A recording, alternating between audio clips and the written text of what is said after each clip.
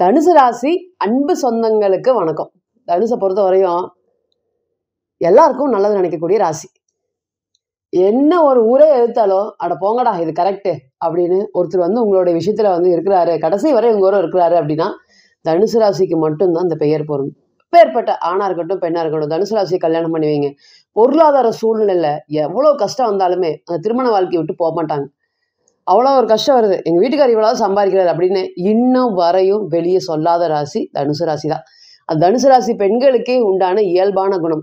நிறைய நம்ம சொல்லிட்டே போகலாம். தனுசை பொறுத்தவரை இந்த 3 நட்சத்திரமா இருக்கட்டும், தன்னுடைய கையை நம்பி நின்று இன்னைக்கு ஜெயிக்கக்கூடிய ஆண்களாக இருக்கட்டும் பெண்களாக இருக்கட்டும், மன வலிமை ரொம்பவே அதிகங்க. அதனாலேயே எல்லாரும் இன்னைக்கு ஏச்சுறாங்க பேசுகிறாங்க.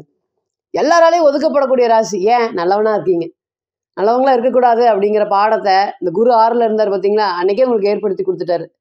எப்படியெல்லாம் பேசணும் எப்படியெல்லாம் பேசக்கூடாது அப்படிங்கிற மாதிரி. இன்னைக்கு எல்லாருக்குமே நல்லா தான் நினைக்கிறீங்க, ஆனால் யாரும் உங்களுக்கு நல்லது நினைக்கல. எல்லாருக்கும் நல்லா தான் செஞ்சுருக்கீங்க, இன்னைக்கு யாரும் செய்யலை. ஒரு உதவின்னு இன்னைக்கு போய் நிற்கிறீங்க, யாருமே பதில் கூட சொல்லல. ஒரு ஃபோன் எடுத்து பதில் சொல்லாமல் இன்னைக்கு கைவிடப்பட்ட ராசியாக ஒரு அனாதையாக இருக்கிற மாதிரி ஒரு ஃபீல் ஆகுதுங்க. இவங்களுக்காகவாங்க இப்படியெல்லாம் பண்ணினேன், இவங்களுக்காக அயலும் வயலும் உழைச்சேன், எவ்வளவோ பொருளாதாரத்தை விட்டு கொடுத்துருக்கேன், இன்னைக்கெல்லாம் என்னுடைய காலம் போயிடுச்சு, நம்ம ஏன் இப்படி இருந்தோம் அப்படின்னு தனக்குன்னு ஒரு பைசாவை சேர்த்து வைக்காம அடுத்தவங்களுக்காக வாழ்ந்துட்டு இன்னைக்கு அமைதியாக வேடிக்கை பார்க்கக்கூடிய தனுசு ராசி ஆண்கள் பெண்களுக்கு. உங்களுக்கு தான் அது அதிகமாக சொல்லணும். நம்பாதீங்க நம்பாதீங்க நம்பாதீங்கன்னு. ஏன் காலபுருஷனுக்கு 9ஆம் வீட்டில் பிறந்திருக்கீங்க. நல்லது கெட்டது தெரியாத ராசிங்க, சூதுவாது தெரியாத ராசி, எல்லாரையுமே நம்பி ஏமாறக்கூடிய ராசி. அதனாலேயே நீங்கள் வாழ்க்கையில் பல ஏமாற்றங்களை சந்திச்சு இன்னைக்கெல்லாம் வீட்டை விட்டு ஓடிடலாமா, இந்த கவலை யாருனால வந்துச்சு, நம்ம யார்கிட்டையுமே எதுவுமே பண்ணவே இல்லை, இருந்தாலுமே நம்ம மேலே இவ்வளோ பழிகள் இவ்வளோ வஞ்சனைகள். ஏங்க சொந்த வீட்டிலேயே எதிரியை பார்க்குற மாதிரி தான் உங்களை பார்த்துட்டு இருக்கிறாங்க. இன்னைக்கு நீங்களே இன்னைக்கு 4 பேர்ட்டு பேசினாலுமே சண்டை வரதுக்கு தயாராக இருக்குது அப்படிங்கிற மாதிரி தான் ஒரு விஷயங்களும் இருக்குங்க. எதெல்லாம் நடக்கக்கூடாதுன்னு நினச்சிங்களோ அதெல்லாம் அப்படியே வரிசையாக நடந்துட்டு போயிட்டே இருக்குது. ராசிநாதன் 7ல் இருக்கார். திருமணத்தை காக்கணும் பாதுகாக்கணும்னு போராடுறீங்க, ஆனால் அங்கே ஒன்றும் ஆப்போசிட்டில் பதிலே வரல. நீங்கள் தான் ஒரு சமயம் சரின்னு கேட்டு அட்ஜஸ்டபிள் பண்ணி போயிட்டு இருக்கிற மாதிரி இருக்குது. எல்லா பிரச்சனையிலும் நீங்கள் கம்முன்னு வேடிக்கை பார்க்குற மாதிரி இருக்குதுங்க. அதுதான் முக்கியமான விஷயம். எல்லாத்தையுமே எது நடக்கக்கூடாதுன்னு நினச்சிங்களோ அது எல்லாத்தையும் நின்று வேடிக்கை பார்த்துட்டு அமைதியாக கிடக்கிற மாதிரி தான் ஒரு நாட்களும் கடந்துட்டு இருக்கீங்க. லீவ் இல்லாமல் ஒரு நாள் கூட லீவ் இல்லாமல் வேலை பார்த்தீங்க. அந்த வேலைக்கு உண்டான ஒரு அப்ரிசியேஷன் கிடைச்சிதா தனுசுக்கு? கிடைக்கவே இல்லை. வீட்லேயும் சரி, நான் இவ்வளோ கஷ்டப்பட்டு இருந்திருக்கேன், பொருளாதாரத்தில் இவ்வளோ நீங்கள் தாழ்வாக இருந்தும் நான் இருக்கிறேன் அப்படின்னா உங்களை புரிஞ்சுக்கிறதுக்கு இன்னைக்கு ஆளுகை இல்லவே இல்லை. நல்லவங்களுக்கெல்லாம் காலம் இல்லைங்க அப்படின்னு இன்னைக்கு வெறுத்து போய் இருக்கக்கூடிய ராசியில் முதல் ராசியாக தனுசு நீங்கள் இருப்பீங்க. ஆனால் என்ன அடுத்தவன் சொன்னாலுமே அந்த நீதி நேர்மை இதெல்லாம் விட்டு கொடுக்காம தொடர்ந்து கடுமையாக போராடுறதுக்கும் உங்களை மாதிரி ஆளுகை இல்லைங்க. மன வலிமையும் உங்களை மாதிரி யாரும் இல்லை, தைரியமும் உங்களவுக்கு யாருமே இல்லை அப்படின்னு சொல்கிற மாதிரி தான் இன்னைக்கு குரு பகவானுடைய பெயர்ச்சி இருக்குது. தனுசுக்கு பெரிய அளவுக்கு யோகத்தை தரக்கூடிய கிரகங்கள் செவ்வாய் மட்டும்தான். செவ்வாய்லாம் 8ல் இருக்கிறனால கொடுமையான நாட்கள் எல்லாம் நமக்கு மனசுக்கு பிடிச்சதெல்லாம் கிடைக்கவே இல்லைங்க. என்ன சொன்னாலுமே இல்லை கடைசியில் நீ இவ்வளோதானா அப்படிங்கிற மாதிரியான பலன்கள் தான் தனுசை பொறுத்தவரை நடந்துகிட்டே இருக்குது. திருமண வாழ்க்கைன்னு இல்லை, எங்கே போனாலும் சரி அடித்து ஏமாற்றி பண்ணி அப்படியே அடித்து ஏமாற்றிட்டு அப்படியே அனாதையாக விட்டுட்டு போகிற மாதிரி இருக்குது ஒரு ஃபீலிங். நிறைய விஷயங்கள் பார்த்தீங்கன்னா, குடும்பத்துக்காக உழைச்சேன், அப்பா அம்மாவை காப்பாற்றணும்னு போராடினேன், எங்கள் வீட்டுக்காருக்கு தெரியாமல் கூட அப்பா அம்மாவை பணம் கொடுத்தேன். இன்றைக்கி அப்பா அம்மா எல்லாரையும் பார்க்குற மாதிரி தான் என்னைய பார்க்குறாங்க, ஸ்பெசிஃபிக்காக ஒன்றும் பார்க்கல. இது தனுசு ராசிக்கு ரொம்பவே அந்த குறை இருந்துகிட்டே இருக்கும், எப்போவுமே இருக்குங்க. நம்ம அப்பா அம்மா நம்மளை பார்க்கவே இல்லை, நம்ம அம்மா சரியில்லை, நம்மளுடைய அம்மாவுடைய உறவு சரியவே இல்லை, என்ன சொன்னாலுமே ஒத்துக்க மாட்டேங்கிறாங்க. இது எல்லாமே தனுசு ராசி கடந்து வந்த பிரச்சனைகள். இன்னும் சொல்லிகிட்டே போகலாம். நல்லவங்க, ரொம்ப நம்பிக்கையானவங்க, நேர்மையானவங்க, யாரோட காசுக்கு ஆசைப்படாதவங்க, இந்த ஏமாத்துறதெல்லாம் தெரியாதவங்க, இந்த மாதிரி சொல்லிகிட்டே போகலாம். இன்னைக்கு இந்த தனுசு ராசியை பொறுத்தவரையும் செவ்வாய் 10ல் திக்பலமாக இருக்காரு.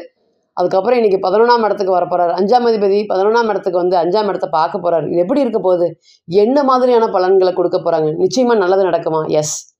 யார் யாருக்கு நல்லது நடக்கும், எப்படி நல்லது நடக்கும், என்ன வழியில் உங்களுக்கு இதனால் பெனிஃபிட் அதிகமாக இருக்கும்? ரொம்பவே கஷ்டத்தில் இருக்கக்கூடிய தனுசு ராசிக்கு ஆறுதல் சொல்லும் விதமாக இந்த செவ்வாய் பயிற்சி இருக்குமா?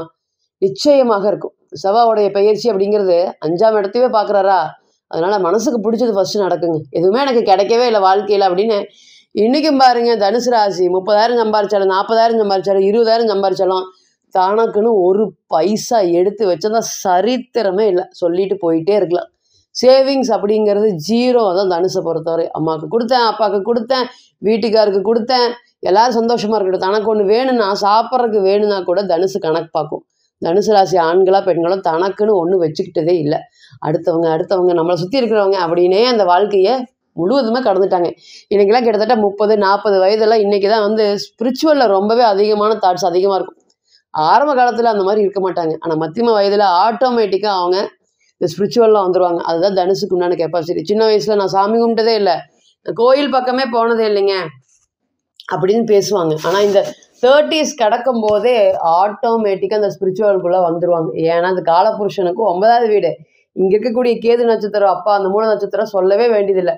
நீங்கள் வேணும்னு கேட்டாலும் வேண்டாட்டினாலுமே கொண்டு வந்து ஸ்பிரிச்சுவலாக தள்ளிட்டு இருக்கோம். அந்த ஸ்பிரிச்சுவல் வந்து பார்த்தீங்கன்னா கிட்டத்தட்ட 9ஆம் அதிபதி சாரமும் இருக்குது, 6ஆம் அதிபதி சாரம் சுக்கிரனோட வீடு இருக்குது, அதே போல் சூரியனோட இடம் இருக்குது. எதுக்குமே நீங்கள் எந்த ராசி நட்சத்திரத்தில் பிறந்தாலும் இந்த தனுசு ராசிக்கு தனி ஸ்பெஷல்.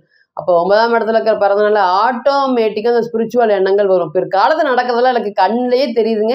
இந்த பிரச்சனைகள்லாம் வரும். நான் 2 இயர்ஸ்க்கு முன்னாடியே கணக்கு போட்டேன், 3 இயர்ஸ்க்கு முன்னாடி கணக்கு போட்டேங்க. தனுசு ராசிலாம் வாயை திறந்து ஒரு வார்த்தை சொல்லிட்டா அது நிச்சயமாக பலிக்கும். அதுக்காகவே பல பேர் உங்களை விட்டு ஓடிடுவாங்க. ஐயோ இவன்கிட்ட ஏதாவது பேசி ஏதாவது சொல்லிட போறான் அப்படிங்கிற மாதிரி. அதனால எப்பவுமே யாருமே தனுசு ராசியை பொறுத்தவரை ஒரு பயம் அப்படிங்கிறது இருந்துகிட்டே இருக்கும். அது ஏன்னா நீங்கள் ஏதாவது சொல்லிட்டீங்கன்னா அது நிச்சயமா பழிச்சிடும். ஏன்னா காலபுருஷனுக்கு 9வது ராசியில் இன்னைக்கு எங்களுக்கு எந்த பலனும் நடக்க மாட்டேங்குது, அடுத்தவங்களுக்காக தான் நடக்குது. இதுதான் உங்களுடைய பெரிய பிரச்சனை.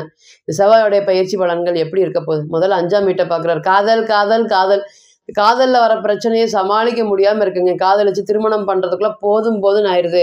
எங்கள் வீட்டோட சப்போர்ட் வந்து துளியுமே இல்லை. இந்த பொண்ணோட வீட்லேயும் சப்போர்ட்டில் ஆரம்பத்தில் சரின்னு சொன்னாங்க, இப்போ பார்க்கலாம் அப்படிங்கிற மாதிரி சொல்கிறாங்க. அப்படின்னா இந்த பொண்ணு வேற மாதிரி பேசுது. ஏதாவது ஒரு சூழ்நிலை காரணமாக திருமணம் வந்து கல்யாணத்தில் முடிவாகவே இல்லை, ஏதாவது ஒரு பிரச்சனைகள் இருந்துகிட்டே இருக்குது அப்படின்னு சொல்கிறவங்க அனைவருக்குமே இந்த நேரத்தில் வந்து திருமணம், காதல் சம்மந்தப்பட்ட திருமணத்தில் பாசிட்டிவ் நடக்கிறதுக்கு நிறைய வாய்ப்புகள் இருக்குது. அதனால் இதுக்கு முன்னாடி போட்ட முயற்சிகளை விட இப்போ நீங்கள் போடும் பட்சத்தில் அதை சார்ந்த விஷயத்தில் இருக்கக்கூடிய பிரச்சனைகள் எல்லாமே பெருசாக இருக்கக்கூடிய பிரச்சனைகள் நிச்சயமாக விலகிறதுக்கு காத்துட்ருக்கு. அதே போல் 2வது என்ன அப்படின்னு கேட்டிங்கன்னா குழந்தை பேரு. குழந்தைக்காக போகாத கோயில் இல்லை, வேண்டாத தெய்வம் இல்லை, யாரோ என்னென்ன வார்த்தைகளும் எங்களுடைய காது பட பேசுகிறாங்க. அந்த குழந்தை இல்லாத காரணத்தினால காது பட பேசுகிறாங்க.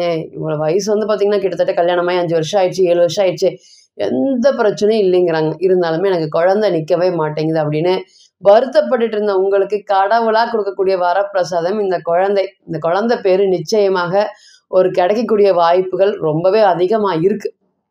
அதே போல் என் பையன் வந்து பார்த்திங்கன்னா என் பொண்ணு வந்து நல்லா படிச்சுட்டாங்க, ஒரு நல்ல ஒரு வேலை வாய்ப்புகளுக்கு போகிறாங்க. கிட்டத்தட்ட இன்றைக்கி 5 இன்டர்வியூ 6 இன்டர்வியூ வரை போய் கடைசி நேரத்தில் ஏதாவது சொல்லி திரும்பி வந்துடுறாங்க. இந்த வேலை வந்து கிடைக்கவே மாட்டேங்குது. அவங்க கொஞ்சம் சம்பாதிக்க ஆரம்பித்தா எங்களுடைய வாழ்க்கை தரம் நிச்சயமாக உயரும். அந்த குழந்தை சம்பாதிக்கட்டும் தான் நான் இன்ன வரையும் போராடிட்டு இருக்கிறேங்க. நம்மளோட பையனாக இருக்கட்டும் பொண்ணாக இருக்கட்டும் அப்படியே மேண்டு வெளியே வந்துடலாம், நம்ம இந்த மிடில் கிளாஸ் லைஃப்ல இருந்து கீழே இருந்து ஒரு ஸ்டேஜுக்கு போயிடலாம் அப்படிங்கிற கனவோட இருக்கக்கூடிய நபர்கள் அனைவருக்குமே இந்த நேரம் குழந்தைகளால மகிழ்ச்சி, சந்தோஷங்கள், அவங்களால பொருளாதார உயர்வு அப்படிங்கிறத நீங்க எதிர்பார்க்கலாம். என்னுடைய அப்பாவா இருக்கட்டும் அம்மாவா இருக்கட்டும் என்னை பார்க்க மாட்டேங்கிறாங்க, சரியா கவனிக்கவே மாட்டேங்கிறாங்க, அவங்க வீட்டில் இருக்கேன் நான் திடீர்னு என்னை போக சொல்றாங்க, என்னை பொருளாதாரத்துல என்னுடைய மகனா இருக்கட்டும் மகளா இருக்கட்டும் என்னை புரிஞ்சுக்க மாட்டேங்கிறாங்கன்னு வருத்தப்பட்டுட்டு இருந்த பெற்றோருக்குமே இது ஒரு நல்ல காலமா இருக்கும். அப்போ பொருளாதாரம் சார்ந்த அப்பா மகள் பிரச்சனைகள் எல்லாமே இனி வரக்கூடிய காலங்கள் படிப்படியாக குறைய போகுது. ரொம்பவே வந்து பார்த்தீங்கன்னா 2 மணி நேரம் செய்யக்கூடிய வேலையை 3 நாளும் கூட நீ செஞ்சுட்டு இருக்கிறீங்க. அந்த அளவுக்கு தான் வேலை சம்மந்தப்பட்ட விஷயத்துல இழுத்துட்டே போயிட்டே இருக்குதுங்க. வேலை டக்குன்னு முடியவே மாட்டேங்குது. என்ன நடக்குது ஏது நடக்குதுன்னு தெரியல, அந்த மாதிரி இருக்குது. மனக்குழப்பங்கள் ரொம்ப அதிகமாக இருக்குது. ஏன் சனீஸ்வர பகவான் தன்னுடைய 10ஆம் பார்வையாக உங்கள் ராசியை பார்க்குறாரு. எதுவுமே பிரச்சனை இல்லை, இருந்தாலும் எதுவுமே இல்லாத மாதிரி ஒரு ஃபீலாக இருக்குது, ஒரு அனாதையாக இருக்கிற மாதிரி ஒரு ஃபீலாக இருக்குது. இது எல்லாமே தனுசு ராசியை பொறுத்தவரை இருக்குது. இன்னும் பாருங்கள், குரு 8க்கு போகல, 7லயே இருக்கார். இதுவரை நீங்கள் தப்பிச்சிங்கன்னு வச்சுக்கலாம்.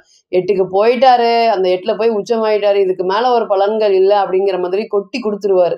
அந்த அளவுக்கு பொருளாதாரம் சம்மந்தப்பட்ட விஷயத்தில் இருக்கக்கூடிய பிரச்சனைகள் எல்லாமே இனி வரக்கூடிய காலங்களில் அப்படியாவது மாறப்போகுது அப்படிங்கிற மனசில் தெம்பும் தைரியத்தோட அடுத்த ஸ்டேஜுக்கு போகிறதுக்கு உண்டான பலன்களை நிச்சயமாக ஏற்படுத்தி கொடுப்பார் அப்படிங்கிறத எந்த ஒரு மாற்றமும் இல்லைங்க. இப்போ நீங்கள் கேட்டு இருந்த அனைத்துமே கோச்சார பலன்கள் தான். 40லிருந்து 60% மட்டுமே பொருந்தும். நம் தனிப்பட்ட ஜாதகத்தை எடுத்து தசா புத்தி நடப்பு அந்தரம் கணிக்கும் போது கிரகம் பெற்ற பலம் பலவீனம் அடிப்படையில் பலன்கள் நிச்சயமாக மாறுபடும் அப்படிங்கிறதுல எந்த ஒரு மாற்றமும் இல்லை. நீங்கள் தனிப்பட்ட ஜாதகத்தை ஆலோசனை பண்ண விருப்பப்பட்டால் கீழே இருக்கக்கூடிய நம்பருக்கு கான்டாக்ட் பண்ணுங்கள். நான் வணங்கக்கூடிய நரசிம்மர் உங்கள் எல்லோருக்குமே நல்ல வளமான வாழ்க்கை ஏற்படுத்த நான் நிச்சயமாக பிரார்த்தனை பண்ணிக்கிறேன். மீண்டும் ஒரு பதிவில் உங்களெல்லாம் சந்திக்கும் வரை உங்களிடமிருந்து விடைபெறுவது உங்கள் அஸ்ட்ரோ புவனேஸ்வரி. நன்றி, வணக்கம்.